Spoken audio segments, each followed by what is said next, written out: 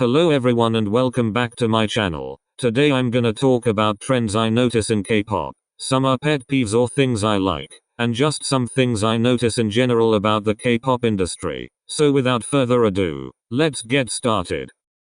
1. The member who rarely dyes their hair. You know that feeling when you first get into K-pop, and since you don't know anyone's names you decide to look at their hair colors to identify each member. I started to notice I would recognize one member first before all the others. And funny enough it happens to be the same member because why? They literally never change their hair color. Some examples.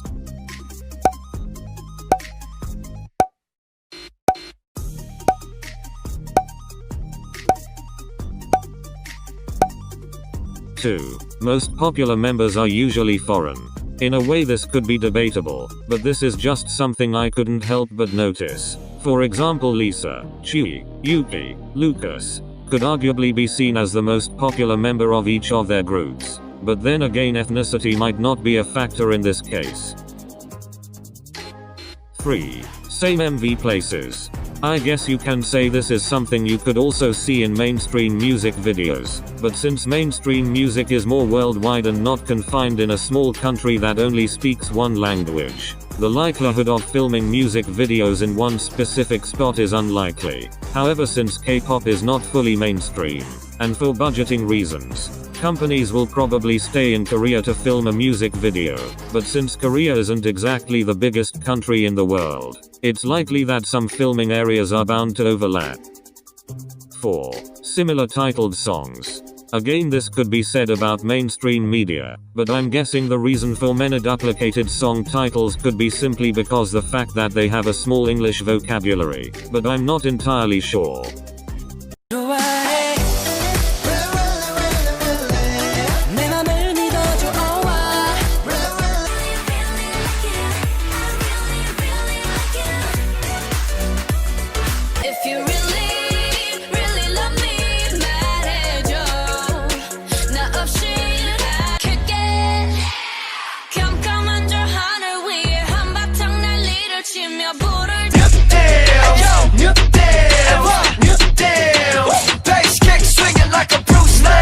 Five. Double standards. I'm pretty sure there have been videos made about this already, but I wanted to also talk about it. As we know, some idols could be treated differently by the same group of people for unknown reasons. I've noticed this, and it could be just me, but idols who usually attract the most hate are female idols. Maybe it's because the K-pop fandom in general has more of female population, but I find it odd that under certain circumstances the females get way more attacked than the males. Sometimes I wonder if it would be any different if the majority of K-pop fans were male. We never know. 6. Doing girl crush out of nowhere. I don't know why, but seeing groups that normally have their own unique style suddenly do something out of the norm like girl crush. Don't get me wrong, there's nothing wrong with that. It sometimes just catches me off guard. Like I'll be hyped and excited for a new comeback just to see a whole nother side of the group, and sometimes it may or may not suit the group or members very well, but I guess a switch up is good sometimes. 7. Excessive dyed hair.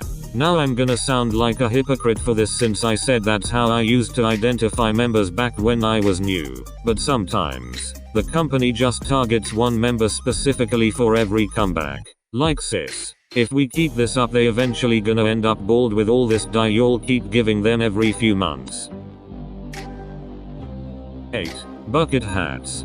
I don't even know. All I'm gonna say is, I don't like them. Period. We can't see their hair and it covers like half of their face. Like, how is it supposed to be your era when you wear something that is literally hiding your face? 9. Favoritism within companies. Okay, I'm gonna keep this one short so I don't get flamed by the solo stans. It's very apparent that there are favorites in K-pop, and to those of you who say it's not real and turn a blind eye to yourself, stop it. I know some of y'all are scared to know your faves are given more opportunities than the rest of the members, but it's real and it's not gonna go away, okay? It's out of our hands and it's no one's fault but the company's. So for the people who feel personally attacked when I say your fave is privileged, it's probably true. 10. Using storylines to draw more attention. I don't usually see this in Western music, so I thought about talking about it with K-pop because it's heavily used here. Whether it be just a basic storyline to connect all the music videos, or whatever. It's cute and sometimes it's really fun to predict what comes next. It's kinda like waiting for a sequel of a movie to come out. 11. Colorful equals low budget. Now please don't flame me for this if I'm wrong. This is 100% just an assumption. I feel like whenever I see a music video with tons of colored sets, I think the company either skimped out with the budget, or it's not a serious title track but some fan service or something. 12. Covered up tattoos. I personally don't get it. If have M you have M, but to put bandages over them when you perform? Like why? I get Korea has its beauty standards, but not the tattoos. They're one to many reasons why people get tattoos. Either it be for themselves, or to show off to other, or just because they thought it looked cool.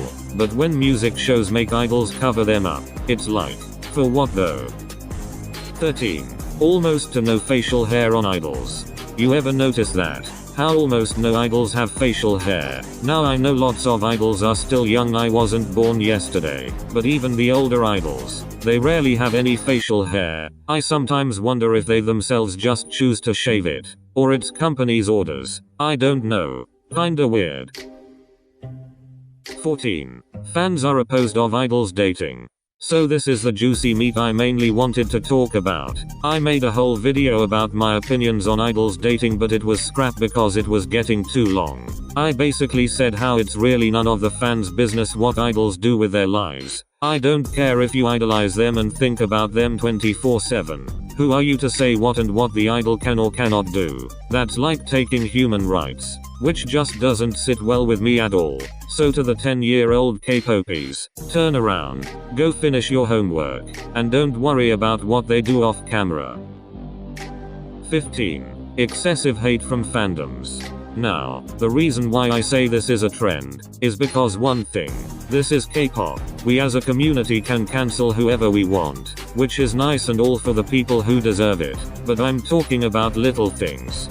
Things that are taken out of context and blown out of proportion. Someone will say something and have it go viral until whoever the idol or group is cancelled, which is just toxic in my opinion. Yes, there are haters in Western music, but in K-pop for whatever reason it's 10 times worse. 16. Reused stage outfits. This one isn't a rant or anything. I just notice sometimes that there are reused clothes from idol to idol. It really isn't a big deal, but if I were to be given something some other idol wore already I wouldn't be very pleased. Because then fans are just gonna say, hasn't someone wore that already? And focus on trying to figure out who wore it before you instead of admiring the outfit on you. 17. Bigger groups seem to have harder dance.